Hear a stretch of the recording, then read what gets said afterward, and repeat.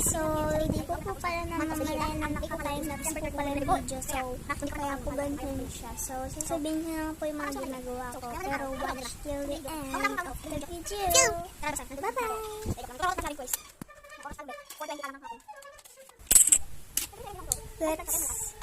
Flexing ni Torotot. So, yan guys. Gumawa ng bahay si ading ko dyan. Panis. May Torotot siya. May baril siya. Diba nakaiga pa siya. So, pupunta ako niya sa kabilang bahay. Yun. Yan.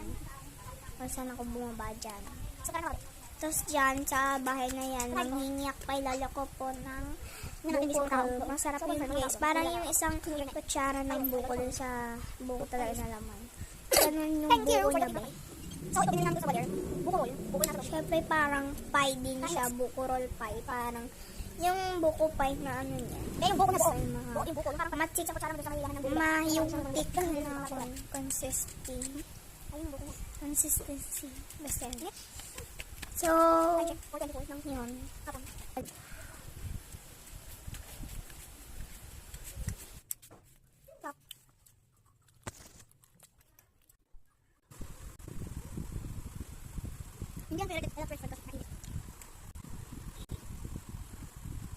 So, yan guys. Sinatanggal ko yung mga tinapay dyan para makita yung buko yan. Buko yan, be. Ay, sarap yung buko, guys. So, dyan banda, kukuha ko ng tubig. Iinom ako.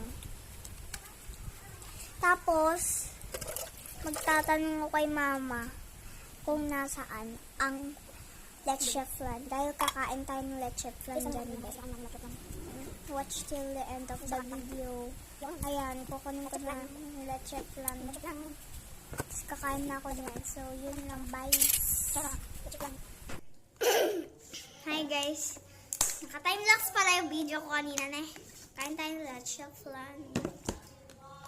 Sarap.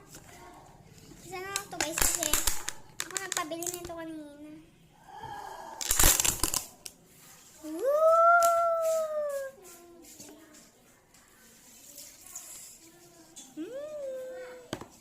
Let's try it. Wow, it's so smooth.